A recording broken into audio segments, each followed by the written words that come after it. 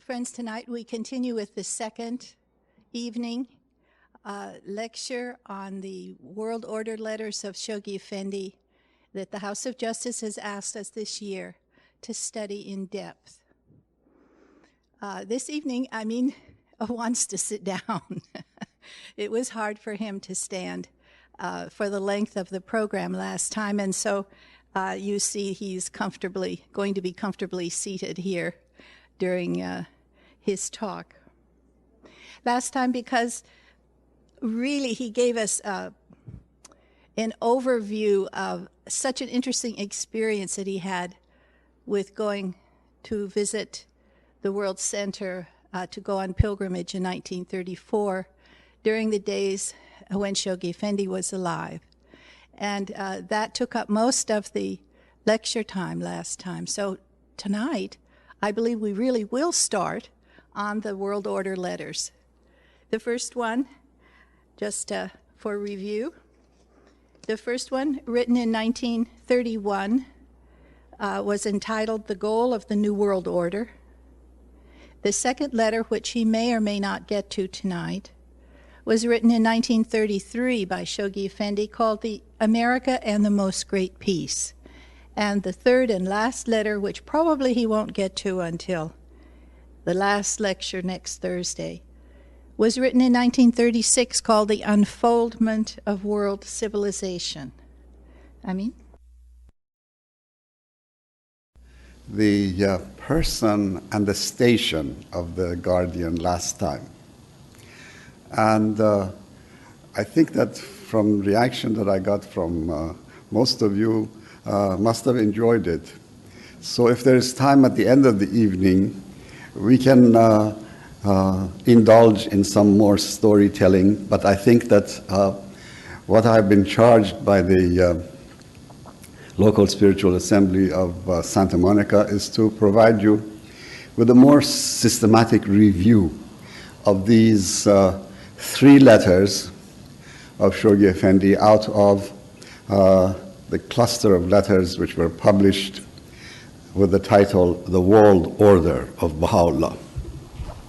And the first one is a letter that's called The Goal of the New World Order. It's a letter written on November 28, 1931. And since it's really the intention of the Universal House of Justice, and I take it as my duty during these evenings to relate these letters as much as possible to the current situations that we live through and the problems that we have, so that we can enhance our understanding of the principles of the faith. I thought it would be interesting to begin with the more with the kind of transformations that this term world order has had, especially in recent years. For a long time, unless you were reading some very esoteric academic treatments about the future of human society, the only place that you came across this term world order was in Baha'i writings, and specifically dating to these letters of Shoghi Effendi. But as we all remember, about 12 years ago, all of a sudden, we were on the verge of a new world order, and it became a common household word from the President of the United States to political pundits and commentators and so forth.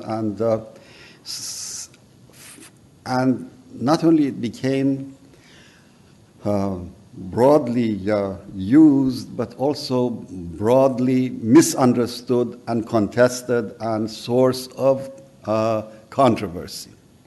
And I thought that it would be interesting for us Baha'is to see how our understanding of some of these concepts differs drastically from perceptions that the old order brings to these ideas, so that we will not be involved or bogged down in arguments, discussions with people who use it in a different sense, with a different understanding, and who may not necessarily understand just what we are talking about.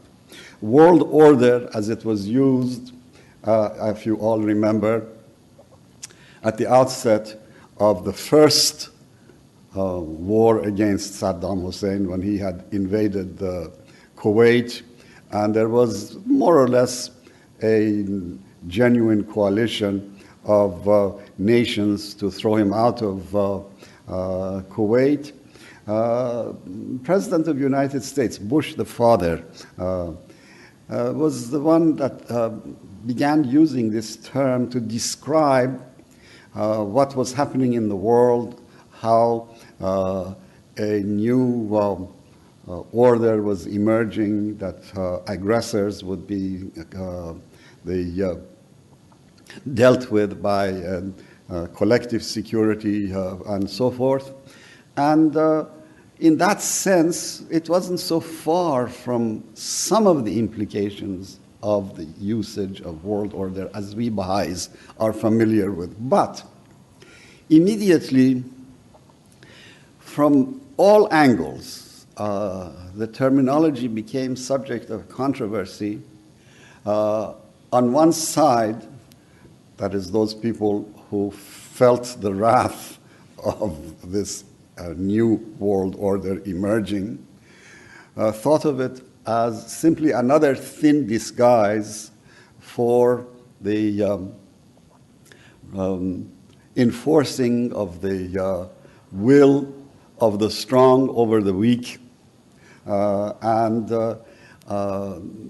of maybe behind it the conspiracy of some huge conglomerates, maybe whose interests are not the same as that of the majority of the population of the earth. And on the other hand, within some of these societies of the strong, particularly in the United States itself, it was seen as an attempt to surmount the sovereign individuality, the state sovereignty of the country, specifically the United States, with something larger, and that was thought as something absolutely unacceptable. And as I say, the whole term world order became focus of disagreement and division. And after a while, the ones who were using it dropped it, and the ones who were opposing it somehow clung to it as a red letter that they want to oppose. Now, against this background, you see how important it is for us Baha'is to make sure that we do not fall into the trap of arguing either one of these sides, these perceptions, these misperceptions, I should say, of a new world order, because in either case, they really had very little to do with what Shoghi Effendi is talking about, essentially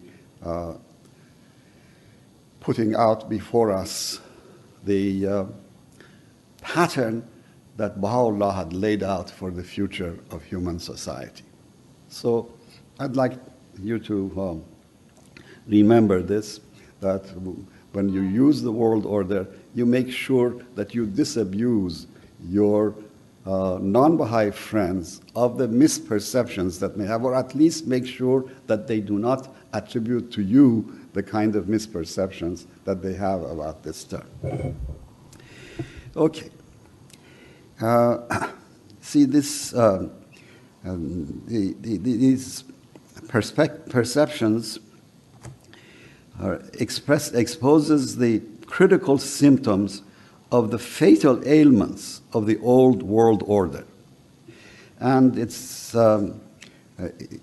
important for a correct Baha'i understanding of the term and avoidance of being sucked into the clamor of this dying old world. Now, the salient features of the dying world order, which are the first things that Shoghi Effendi addresses in this letter of 1931, are, number one, makes the point that although this is 1931, good 13 years after the formal end of the First World War, that the war is really not over, that the Peace of Versailles is itself a prelude to a new war. And he quotes Abdul Baha having said very clearly back in January of 1920 that this is the case. And I'm going to read you that quote. Here.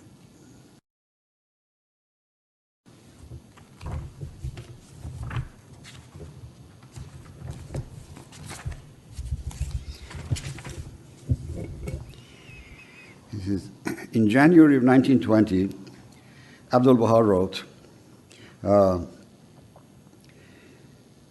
the ills from which the world now suffers will multiply. The gloom which envelops it will deepen.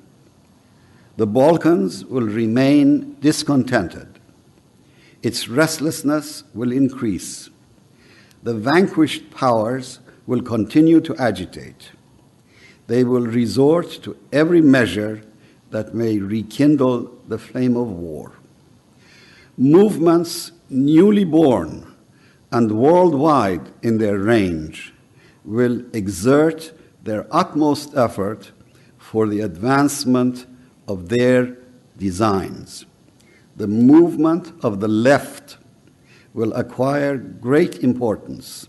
Its influence will spread. See,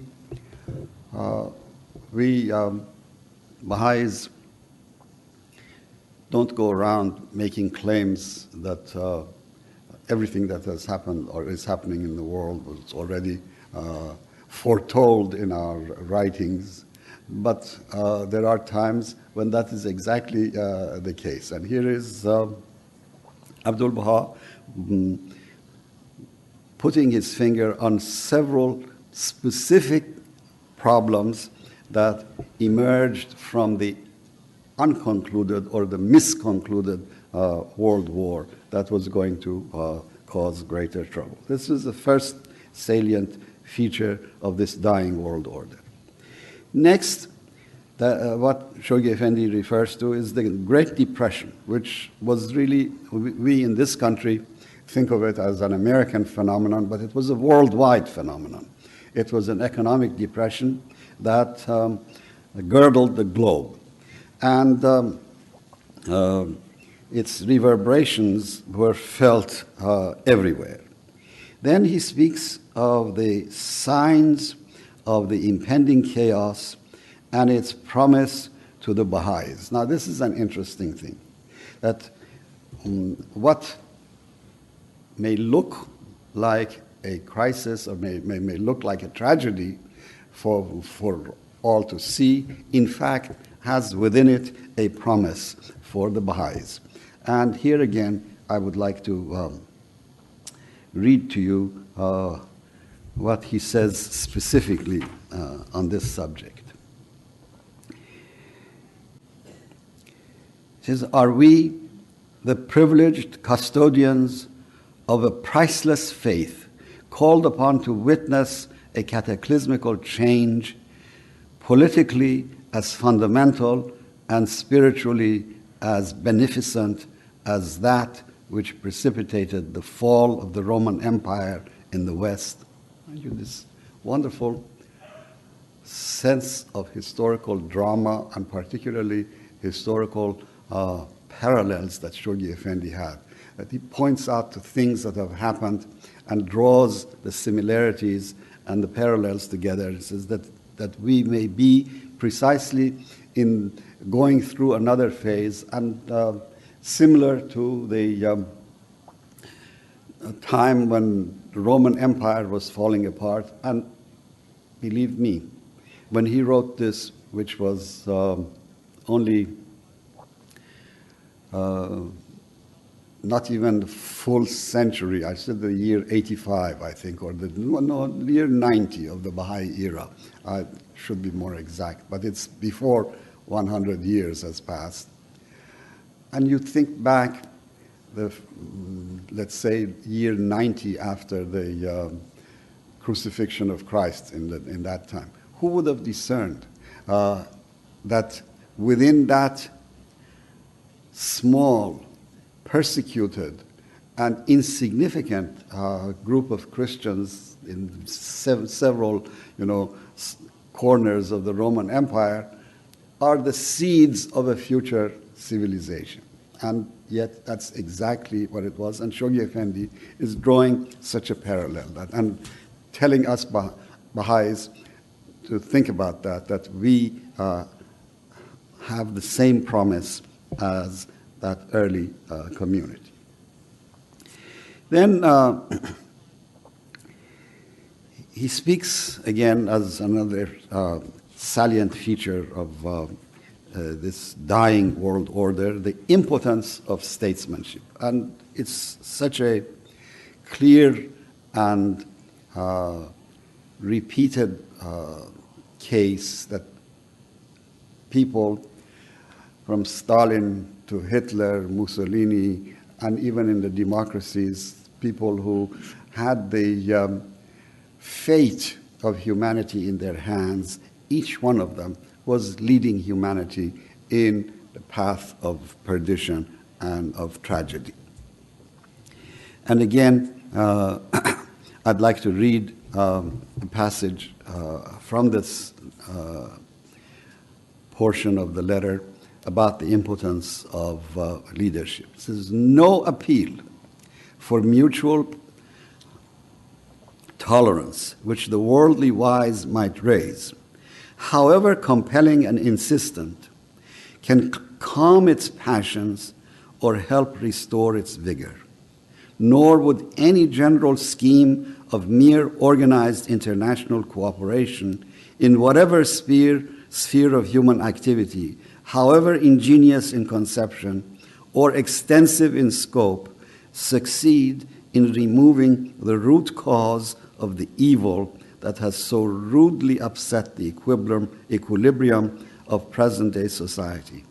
Not even, I venture to assert, would the very act of devising the machinery required for the political and economic unification of the world, a principle that has been increasingly advocated in recent times, provide in itself the antidote against the poison that is steadily undermining the vigor of organized peoples and nations.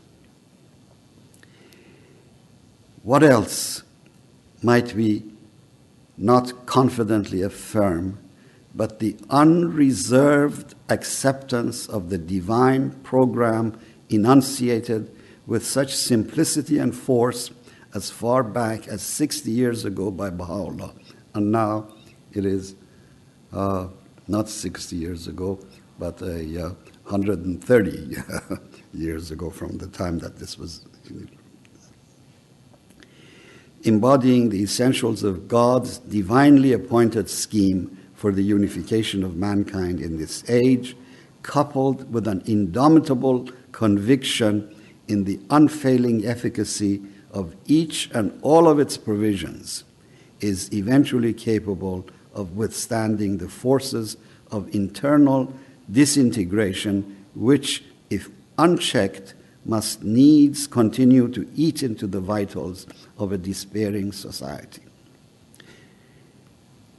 It is towards this goal, the goal of a new world order, divine in origin, all-embracing in scope, equitable in principle, challenging in its features, that a harassed humanity must arrive. I'd like to remind you again what I said last time of the infinitely expandable time frame of validity of what Shoghi Effendi says in these letters. Just as I read these passages, transfer them to the current situation that we are going through, and you'll see how equally, doubly, more dramatically valid they are now than they were 70 years ago. And again, in case we feel that this is the last chapter of this evolution that Shoghi Effendi is speaking of, I dare say that 70 years from now, we will also find that the directness, the validity of these letters are just as dramatically true.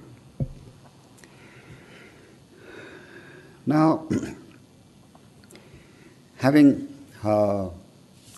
enumerated the salient features of what is wrong with the old world order, he gives us the guiding principles of the new world order, the principles of world order of Baha'u'llah. And of course, the linchpin, the core of it is the principle of oneness of humankind. It's something that is resisted in the days when Shoghi Effendi wrote these letters, and it is still resisted, this idea of oneness of mankind, by the persisting evils of the old order.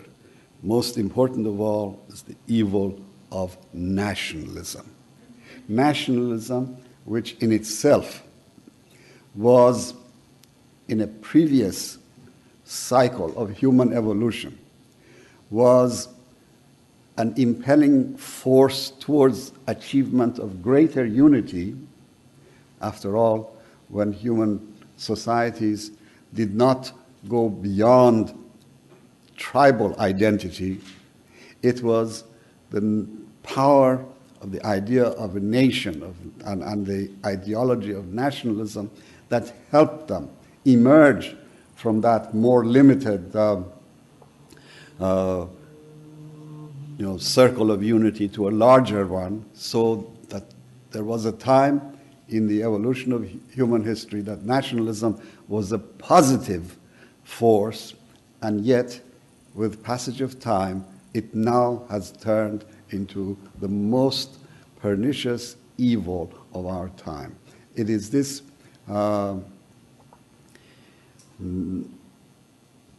sense of provincialism, narrow, jingoistic or chauvinistic, however you like to call it, attachment to one's own nation, which stands in the way of realization of oneness of humankind. I'm not talking about 1931 when Shoghi Effendi wrote this, which was true. I'm talking about right now where it's even truer. And I'd like you to relate this to just about every situation that you are confronted with in the daily news on television, whether in our own country, in the United States, or whether in some corner of Europe or the Middle East or wherever you are. It's this nationalistic fervor, fever that is the greatest force of resistance to the emergence of oneness of humanity. And it is then Shoghi Effendi says that a necessary ingredient for making this principle of oneness of humanity something concrete, not just a dream, but something real, is the creation of a federated system of nations. And it's already, this is something that already spelled out in The Secret of Divine Civilization of Abdul Baha, given back in 1875, and it is re-emphasized again in the Universal House of Justice's Peace Statement of 1985. This notion that the world must go beyond the sovereign nation state and create a federal system. Again, you look around and see within a country that itself was created on the principle of federalism, that it managed to survive and grow and achieve the potential that it has achieved so far because of its federalism, yet you will find forces of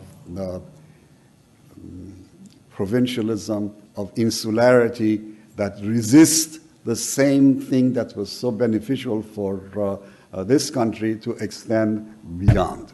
So you can see through this analysis of Shoghi Effendi what would be a proper Baha'i approach to somebody who opposes a federated system. Right now, for example, in one of the real trouble spots of the world, you know, there aren't just one or two, there are so many, but one of the most persistent and seemingly endless sources of conflict and crisis, which is the Middle East. Take the problem of Jews and Arabs in Israel. Take the problem of the various ethnic groups that are within the artificial borders of this country called Iraq. And you see that if only people were wise enough, that the answer to the solution is so close at hand and so already tried and succeeded in United States, and that is a federated state. And yet, there are so many interests of the world or old world order, from in the economic interests of the greater powers over the smaller ones, from the sectarian interests of one religion against another, from the ethnic enmity among various people, all of these things standing in way of achievement of that federated system. And then Shoghi Effendi says that the successive and progressive and overlapping stages of achievement of unity in the metaphor of these 7 candles of unity that Abdul Baha had spoken of. In other words, Abdul Baha had spoken that there must be unity in language, must be a unity of a political nature, must be a unity of a geographic nature. These 7 candles. But Shoghi Effendi makes it clear that these are not sort of step 1, 2, 3 that must follow exactly in the order that he gives it. In fact, these are successive, progressive, and overlapping stages that in different parts of the world, in different societies, may come about at different times. And this is, again, a lesson that we draw by applying the wisdom, the insights that Shoghi Effendi gives us in these letters to the problems of the world in which we live right now. In some parts of the world, some of these problems are closer to solution.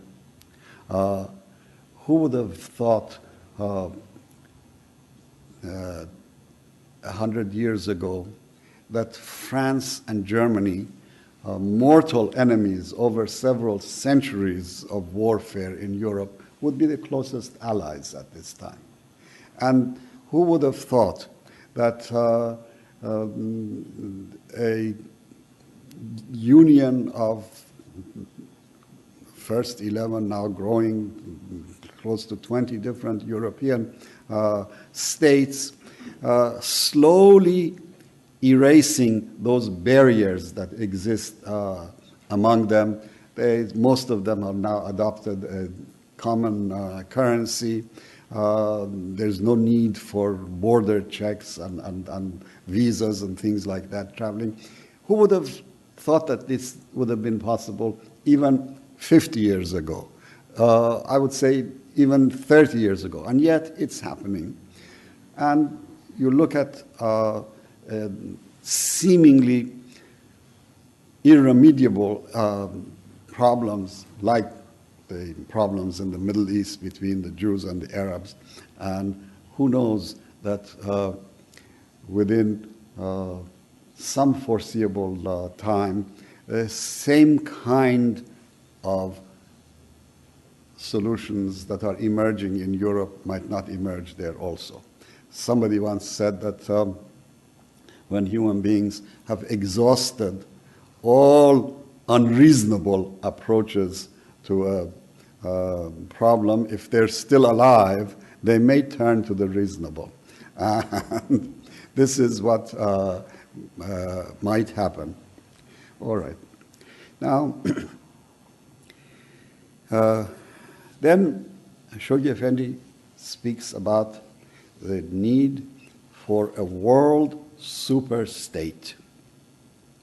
And he says that it is inevitable. It's not just something that we are dreaming about. Again,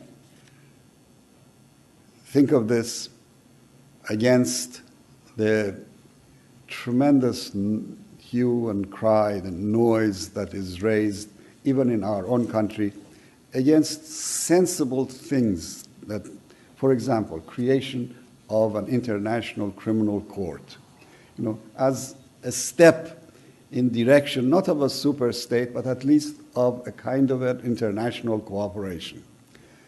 Yet, narrow-minded provincialism, insularity, resists it on the premise that this may reduce the absolute sovereignty of a nation. And you can see how retrograde, how regressive that kind of thinking is. I'm not trying to tell you, dear friends, to go out there and take on these political cavemen,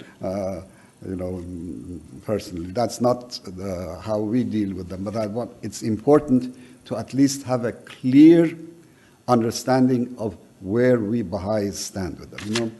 I might say a word on this issue. As we know, we Baha'is do not participate in partisan politics.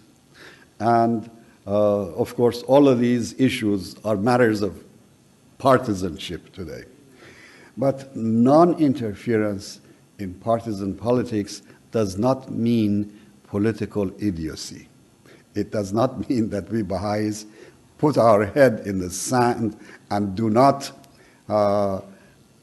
take measure of what is going on around us and make a clear understanding and come up with an answer. That's precisely the lesson that Shoghi Effendi has left with us. This analysis, this insightful, detailed, clear analysis of the world situation is example of Shoghi Effendi not hiding, not brushing all of these things under the carpet, but just facing it.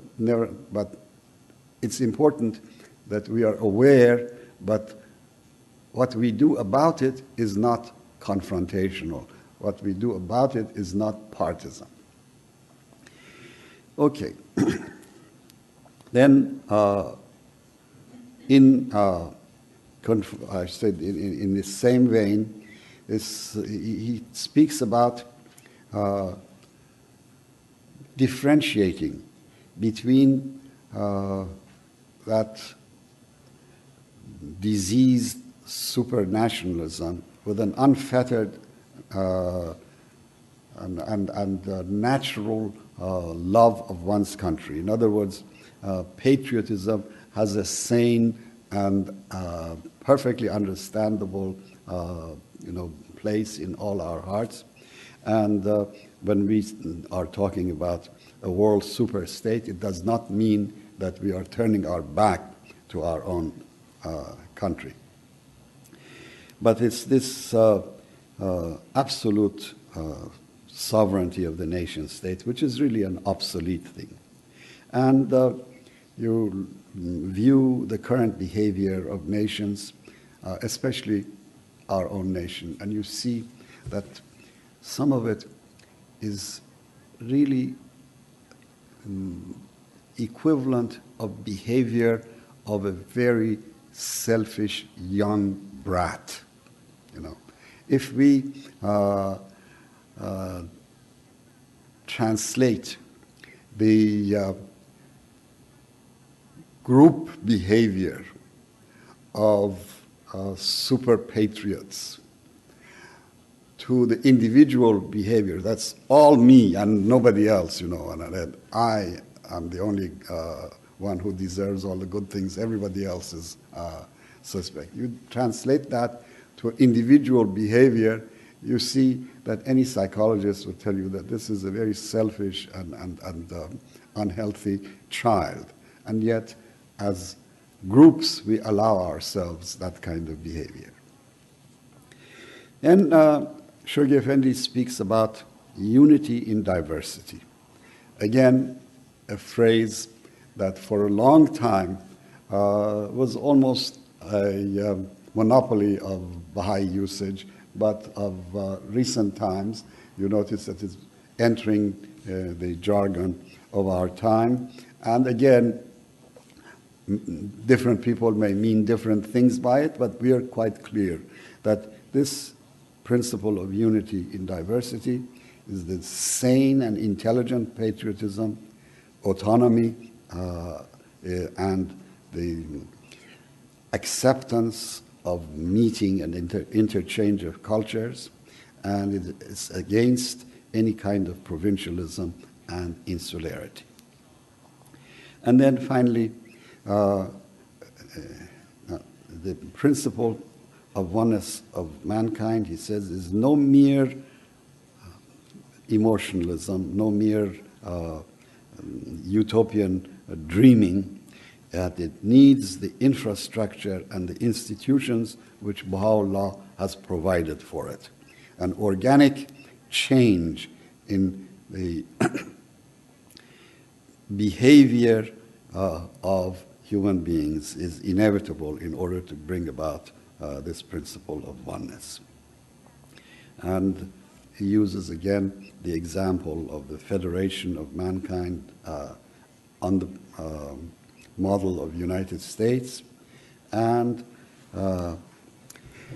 then he ends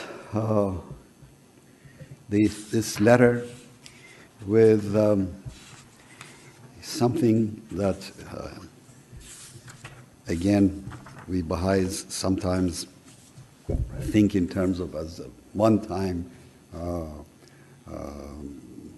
event or one-time threat, but it isn't. And I'm going to quote exactly what he talks about, the fire of ordeal, which may be the means by which these goals of world order will be achieved. He says, one word more in conclusion.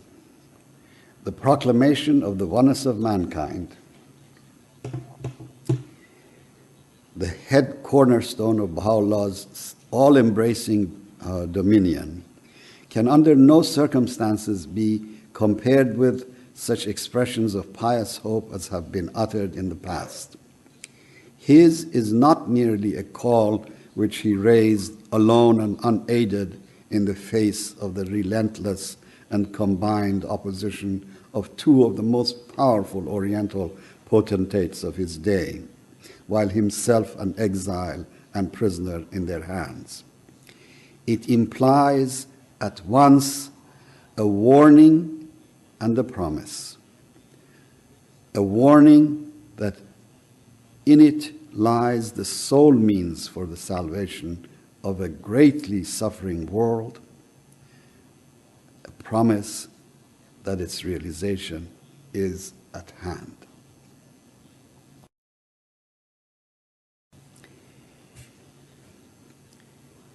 And finally,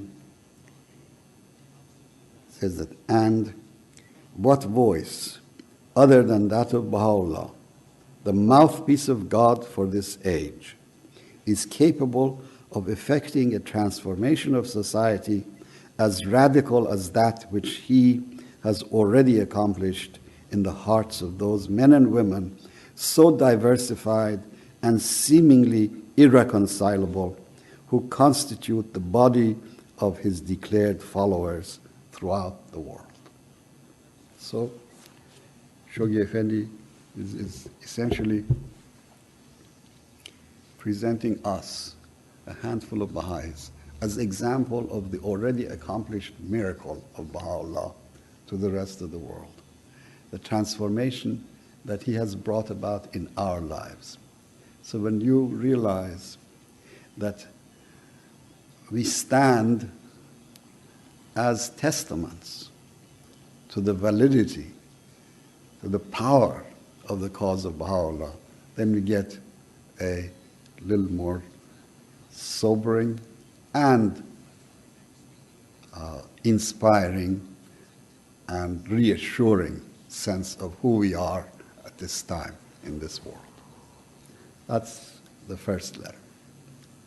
Okay. Now,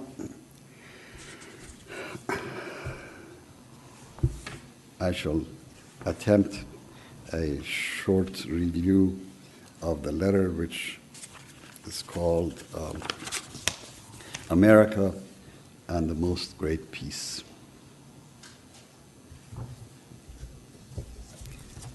It begins. All right. It's a letter that was sent in April of 1933.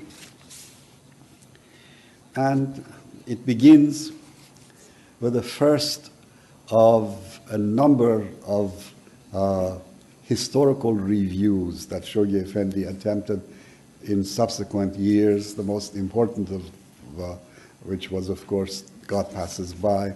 That was really a review of the first 100 years of the faith. But here he reviews the first 40 years of the establishment of the faith, or at least raising the name of Baha'u'llah on the continent of North America. This is, I told you, I think, this changing perspective of time that happens as you get older, that I remember when I first came to this country in February of 1944 in the city of San Francisco. Virtually the entire Baha'i community had seen Abdul Baha on his visit in 1912. And for me, a 17-year-old boy at that time, said, oh, these ancient relics, they are from from another era. It seemed that far away. And now, 60 years later, believe me, I feel closer to 1912 and to presence of Abdul Baha in San Francisco as I did then. I'm looking at you, Parveen. I hear that your daughter is now a member of the local spiritual assembly of Baha'is of San Francisco. So I'm sure that she wasn't there in 1912, but Abdul Baha visited. But isn't that wonderful how these links are forged, how our own lives are so closely intertwined with the unfolding history of the faith. Anyway, this, at the time when this letter was written, it was only 40 years since the name of Baha'u'llah was raised in America. And in the opening parts of this letter, Shoghi Effendi gives us a historical review. What is important in it is not, the events are in themselves interesting. Anybody who's a history buff would like to know who it was and where it was that first, mentioned the name of Baha'u'llah and so on. But what is much more important than the events and these names are the patterns that Shoghi Effendi discerns in this already 40-year history, patterns that since then have been repeated even with greater dramatic force, and that is a pattern of crisis and triumph. Crisis and triumph. Somehow it seems that the cause of God needs that dynamic impetus, that re-energizing through crisis, and that is what has happened. He speaks about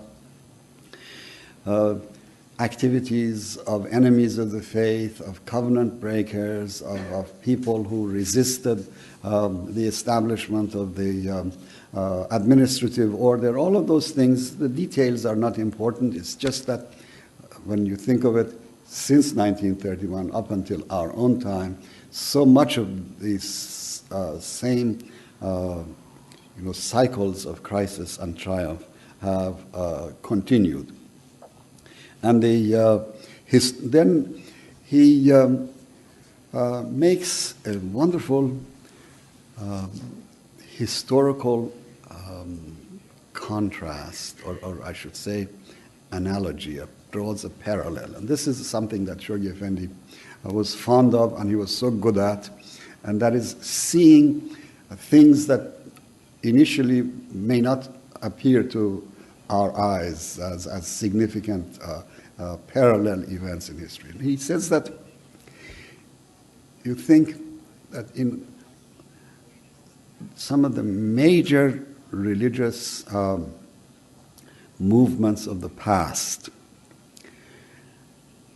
the birthplace has been somewhere in the East, but the flourishing and the coming to full fruition has occurred further out in the West. And this is not just a coincidence or not just a sort of random thing that he notices. It has to do with the potentiality of the Word of God to make its impact in the farthest reaches possible of those of its own time. Obviously, in the time of Christ or of Muhammad, one could not expect those faiths to reach the Western Hemisphere because people in the old world did not know about existence of Western Hemisphere. But he makes the point that Christianity, born in Jerusalem, first established in a number of churches in Antioch and Jerusalem and elsewhere, but ultimately, when it was transferred or reached Constantinople and Rome, it gained its full potentiality and became the source of a new, civilization.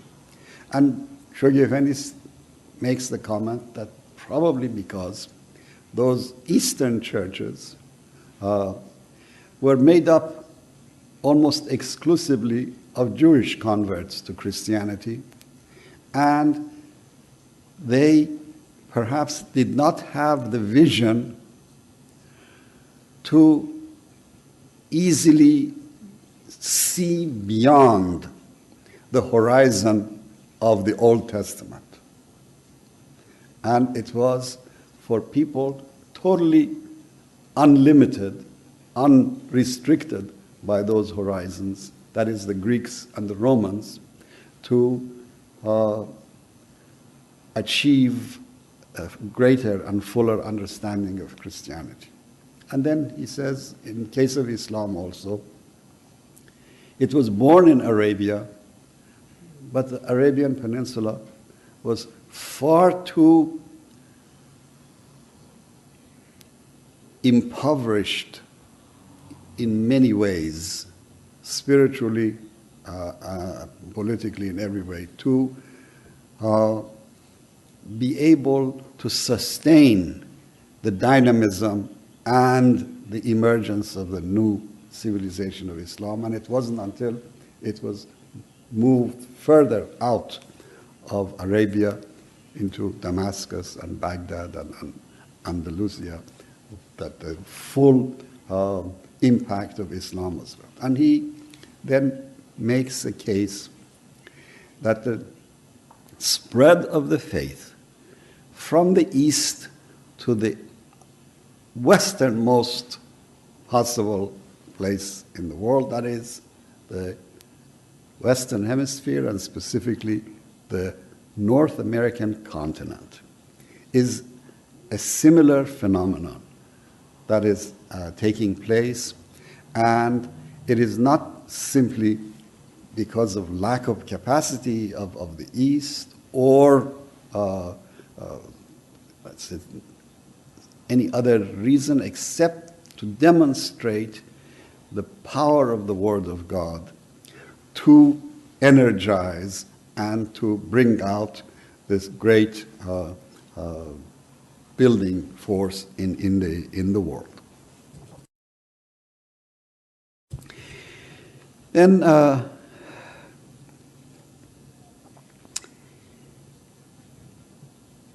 he says that the destiny of the continent of America, I'd better read that directly from what he has to say about the destiny of this continent.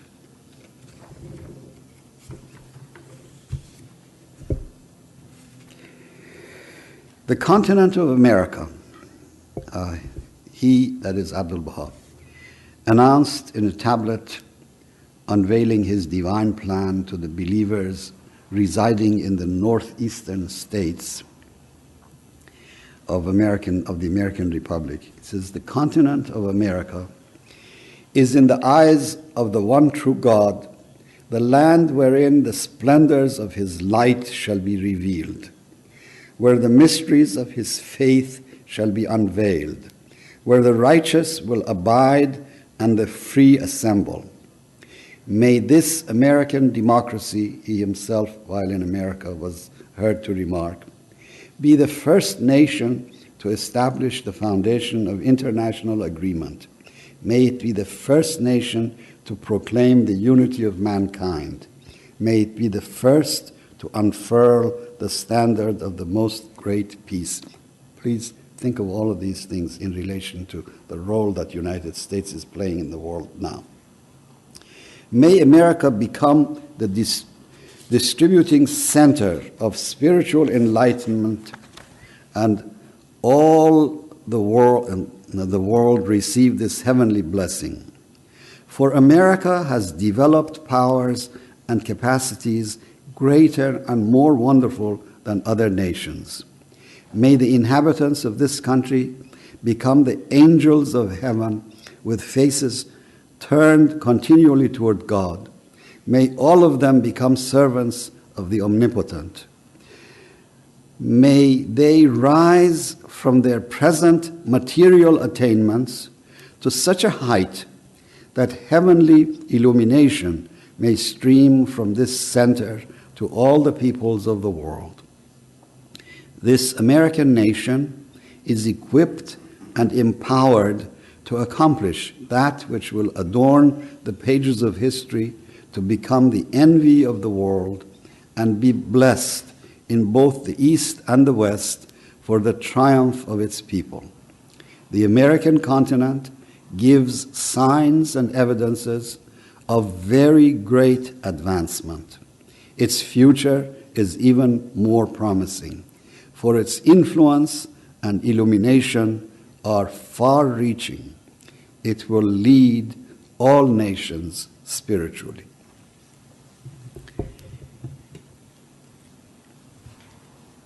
Then he gives a wonderful set of contrasts. I think that just in case any of us in America would become a little too complacent or puff up too much with pride at all these wonderful things that Abdul Baha has said, Shoghi Effendi draws some contrasts for us.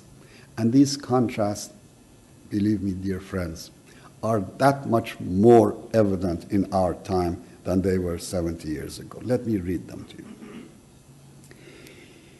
He says, contrast the sad plight of the nations of the earth, and in particular, this great republic of the West, with the rising fortunes of that handful of its citizens whose mission, if they be faithful to their trust, is to heal its wounds, restore its confidence, and revive its shattered hopes.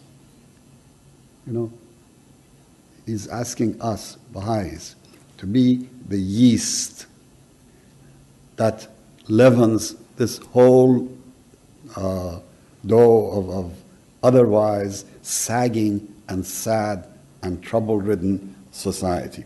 See?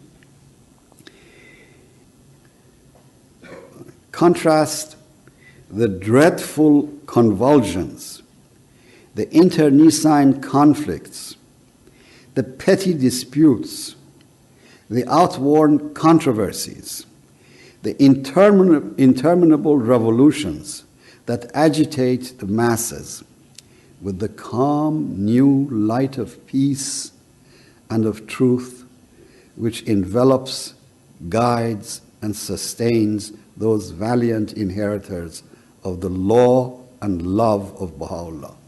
This is wonderful. The law and love of Baha'u'llah. American Baha'is who received this letter in 1931 did not as yet have access to the Kitab Aqdas, the book of laws of Baha'u'llah, and they did not know how Baha'u'llah equates law and love, which is absolutely a mind-boggling, novel conception of law. And he says, obey my laws for love of my beauty. See? But here Shoghi Effendi is already giving an intimation of that. See, that valiant inheritors of the law and love of Baha'u'llah.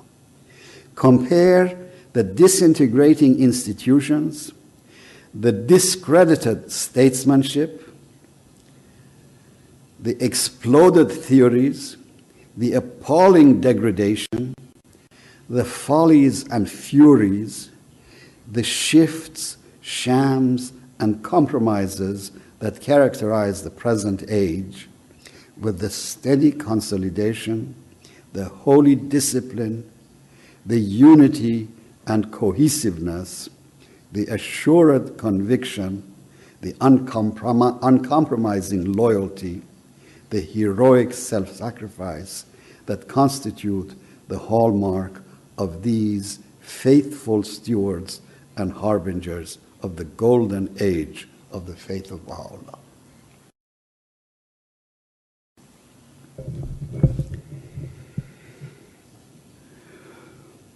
Then he makes reference to the signal importance of the visit of Abdul Baha to this continent, and how he really was the one who not only spread the seeds, but who prepared the land for the growth and fruition of those seeds.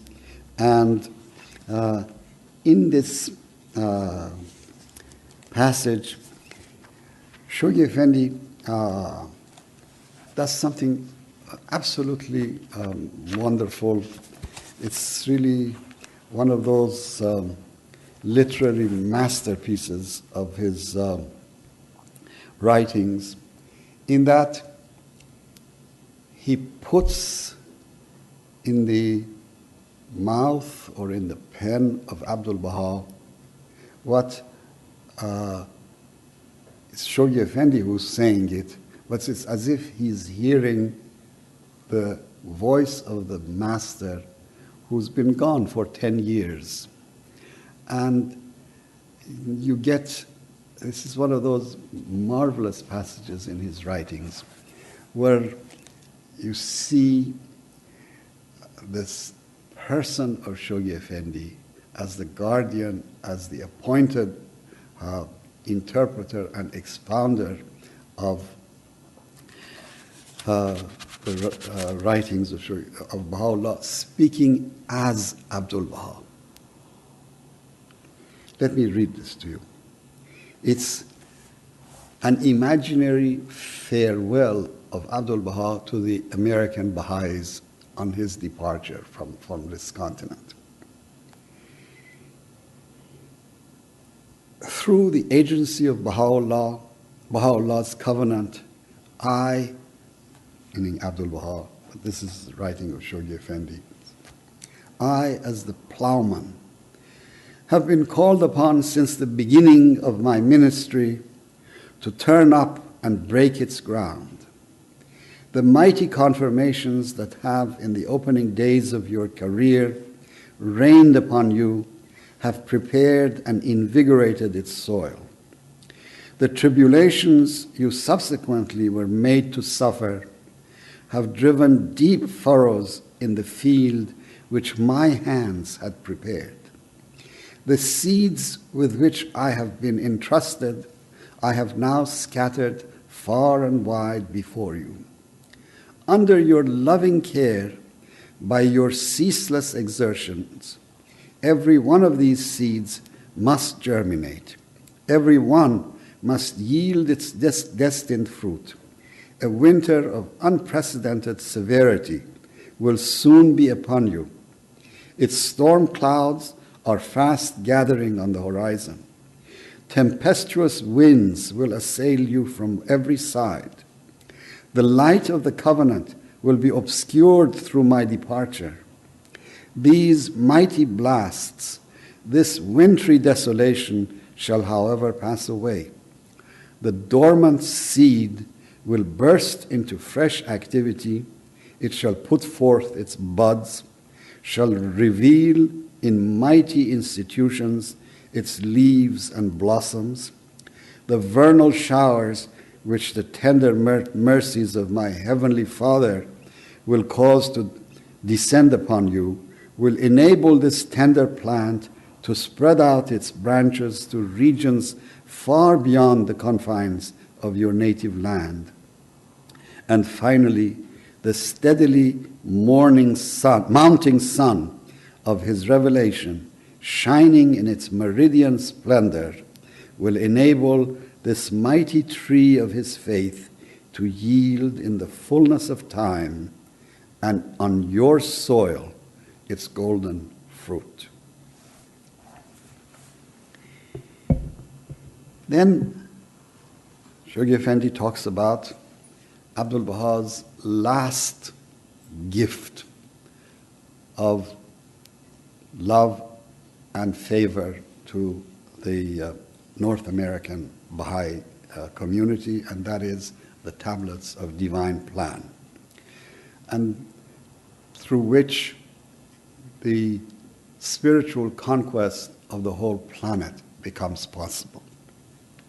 And then he talks about the administrative order as it emerges from the will and testament of Abdul Baha and all of its infrastructure are created first in the North American Baha'i community, and from here transferred to other parts of the world.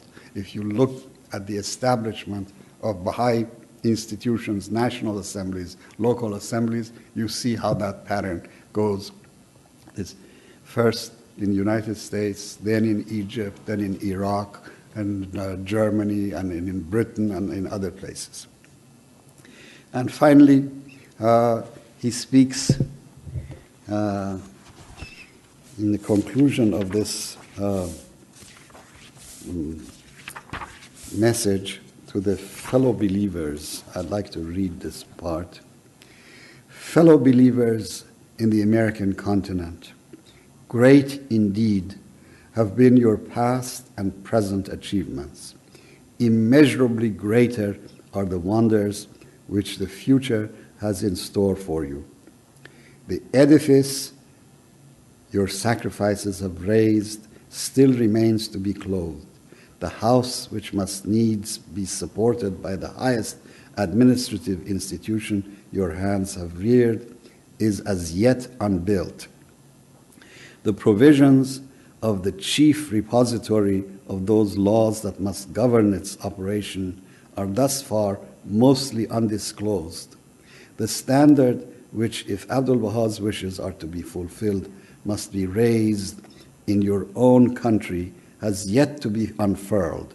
The unity of which that standard is to be the symbol is far from being yet established. The machinery which must needs incarnate and preserve that unity is not even created.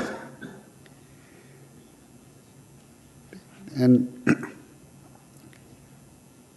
he ends the letter.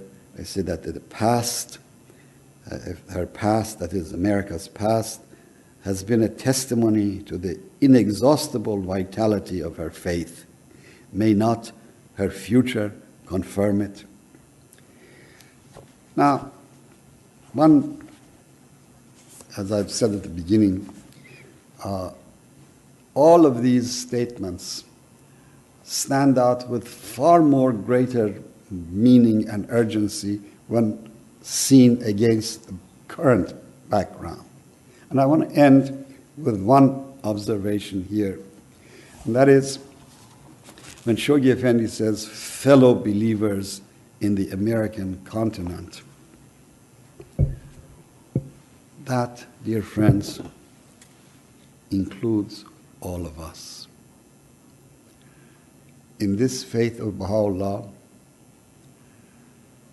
American Baha'is are not counted on the basis of ethnicity, of language, or of where they came from.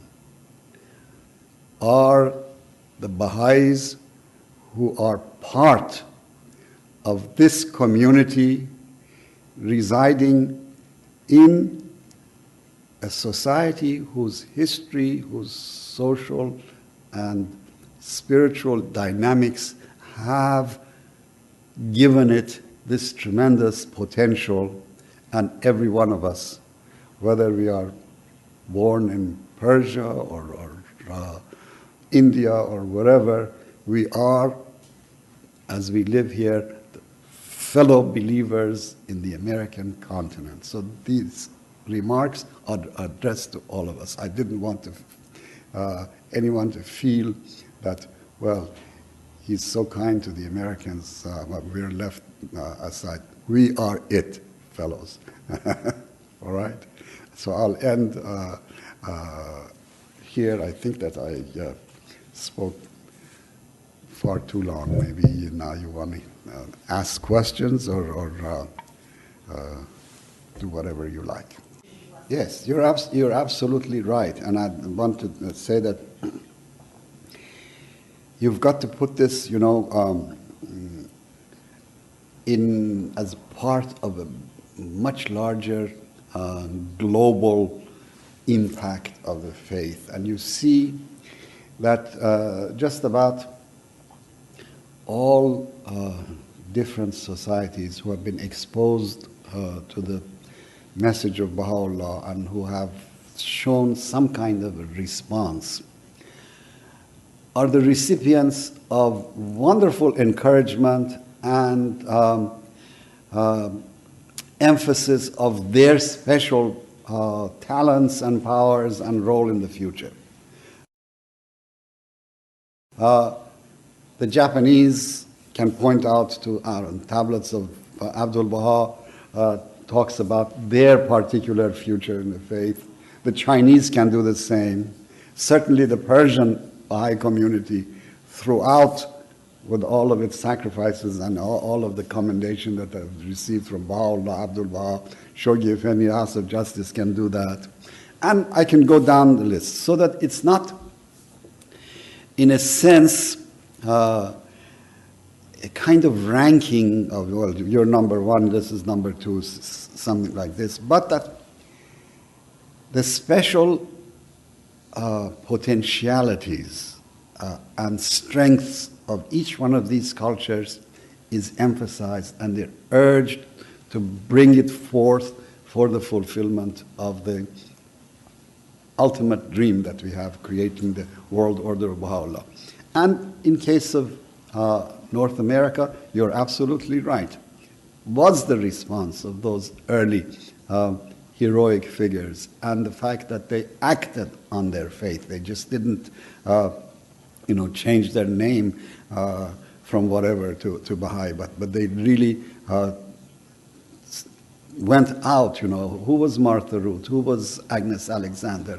Who were these, people who, or Mother Dunn, or to go to Australia? These people obviously were magnets of all of this favor. And it's something that I should mention at this time. I should have mentioned it earlier, that these are references to North American Baha'is, which includes Canada.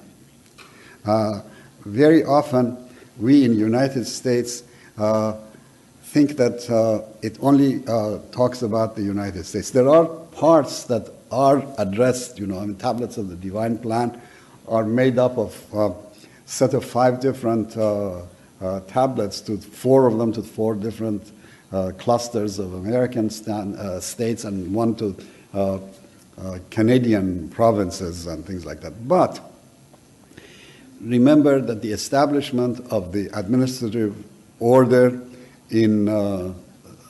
on this continent was jointly done with Baha'is of Canada and United States. The National Spiritual Assembly of the Baha'is of United States and Canada were one until 1948. And this is, I think, I don't know that there are any Canadians in the crowd feel good about that or not, but I think that we should remember that.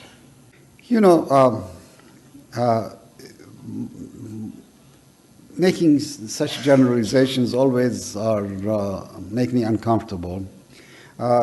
You say that Europeans are more nationalistic.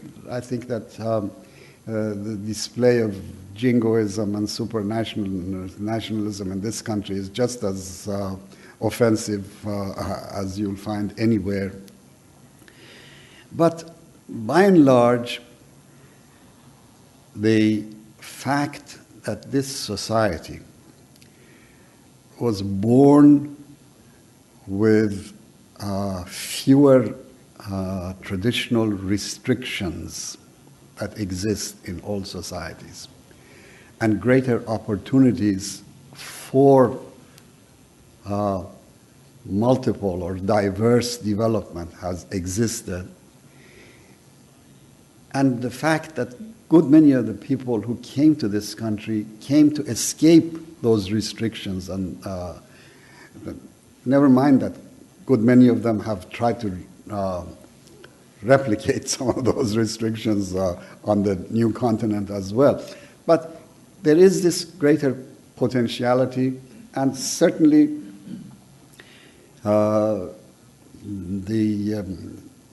we have to take the words of Abdul Baha and Shoghi Effendi, that spiritual potential is very strong. It doesn't mean that we are at all times to sit back and be confident that Americans will behave spiritually and things like that. We are going, in fact, through a phase where a lot of contrary characteristics, a lot of insularity, a lot of nationalism, a lot of divisiveness, a lot of fanaticism, religious fanaticism, all of those things are on the rise. These are all, you might say, parts of the symptoms of the disease of the old order, which right now is going through a crisis. And hopefully the patient will sweat and survive and get out of it and once again begin to manifest its more creative and more positive potential. That's what